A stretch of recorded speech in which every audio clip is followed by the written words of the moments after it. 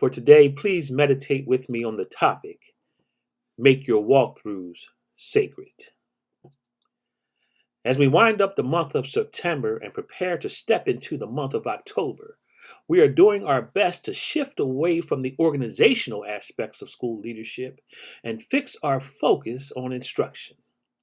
If we were living in a perfect world, our return to in-person learning would be progressing seamlessly, and we would have quickly reestablished all of the school routines that used to flow so naturally. We're 1 month in, and now it's time to get into some classrooms and see some instruction. It doesn't matter what might be the current vernacular, look-fors, informals, or walkthroughs, as long as it involves the observation of teaching and learning. But that's in an ideal world. The truth of the matter is that we know we are far from operating in a perfect world, particularly as we are still navigating through a pandemic. We are for sure dealing with a lot. Routine teacher absences, but no subs available. Teachers having to quarantine, but still no subs available. Students having to quarantine, but with inadequate technology to facilitate a virtual or hybrid learning model. The logistical nightmares of COVID protocols, trying to socially distance 30 students in a classroom and scores of students in a cafeteria, trying to encourage students to keep their masks on, trying to encourage staff to keep their masks on, facilitating mandatory staff testing, trying to facilitate student consent forms for symptomatic testing, all things that prevent us from turning our focus to teaching and learning. With all of that going on, how can we possibly make our walkthroughs sacred? 3 to 5 each week, no matter what. How do we achieve that level of inviolability? Many of us choose from an array of strategies to accomplish the task. We might start by intentionally scheduling in our calendars. We have accountability partners. We empower our leadership teams with the expectation that they hold it down for 45 minutes to an hour. We do whatever it takes to make our walkthroughs sacred. Yet, as essential as the instructional walkthrough is to our roles as instructional leaders, I'm talking about a different kind of walkthrough here. It doesn't take long in the role of administrator to come to the realization that we're going to have to walk through some storms. In a role where you're only as popular as your last decision, you're going to have some storms. In a role where you're on the front lines as middle management, often implementing policies that aren't exactly in syncopation with the needs of your school community, you're going to face some storms. Dealing with situations that are beyond the scope of your control, but folks still expect you to have the answers, you're going to have some storms. We know the storms will come. We then need that same reassurance that we can move through, make it through, walk through any storm. But only if we make our walkthroughs sacred. In other words, we have to have the determination to meet our storms head on and walk right through them. So what steps can we take to attain that level of certainty that we can make it through our storms as long as we make our walkthroughs sacred? One place we can find guidance is in Proverbs, the 4th chapter, 23 to the 27th verse. Let's examine each verse and craft our guide to a successful walkthrough in the process. We'll be referencing the voice translation, which makes it so plain. Verse 23, above all else, watch over your heart. Diligently guard it, because from a sincere and pure heart come the good and noble things of life. From your heart emanates your passion for this work. Your heart is where you store your why. Watch over it.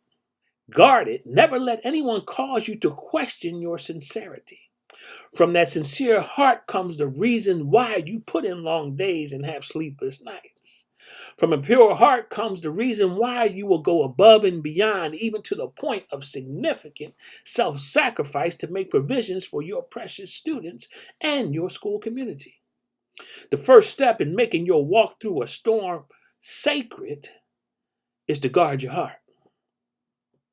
Verse 24, do away with any talk that twists and distorts the truth. Have nothing to do with any verbal trickery. You know what you did and why you did it. Don't be swayed by those who tell half-truths to fit their ulterior motives. Don't fall for the okey doke by those who try to trip you up with words. Don't get dejected by those who have their minds so made up that they won't listen to reason and won't even try to consider another perspective. Step 2 in making your walk through a storm sacred is to not be thrown off track by the double talk.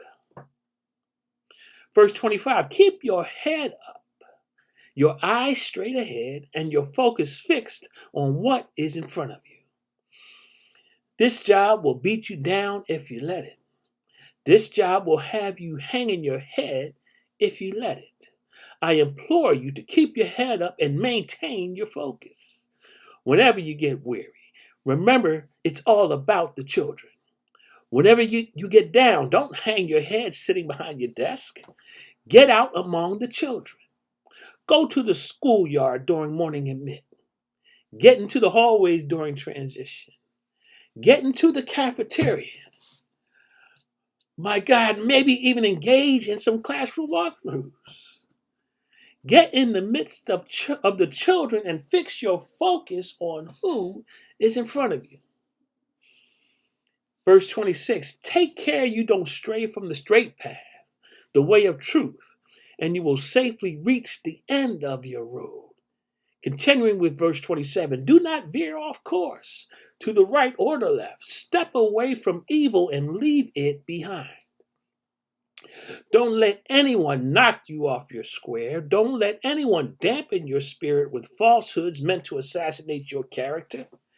The naysayers would like nothing more than to pull you off course and engage them in their nonsense. But stay on the straight and narrow. Step away from all of that and just keep on walking. Some people like nothing better than to stand still in a swamp of confusion. While they're standing still, you just keep on walking while continuing to make the main thing the main thing. Keep on walking and leave that storm behind. Step 3 in making your walk through a storm sacred is to maintain your focus. Finally, we make our walks through a storm sacred by helping one another through those storms. Just a simple word of encouragement to a colleague can lift a broken spirit. A brief text message can give the reassurance that we're all in this together, and together we'll all make it through. Sharing a 90-second video that reminds us to never give up might be our recurring catalyst to persevere through our various storms. Coming together in meditation, coming together in prayer might be the anchor we need to weather the storm. The network, the collective, the body. That's how we make our walkthroughs sacred. We walk through together, bearing one another's burdens and lifting each other up. In so doing, walking together, we will all safely make it through even the toughest storm. Amen. When you walk through a storm, hold your head up high and don't be afraid of the dark. At the end of the storm, there's a golden sky and the sweet silver song of a lark. Walk on through the wind. Walk on through the rain. Though your dreams be tossed and blown. Walk on with hope in your heart, and you'll never walk alone. You'll never walk alone. Amen.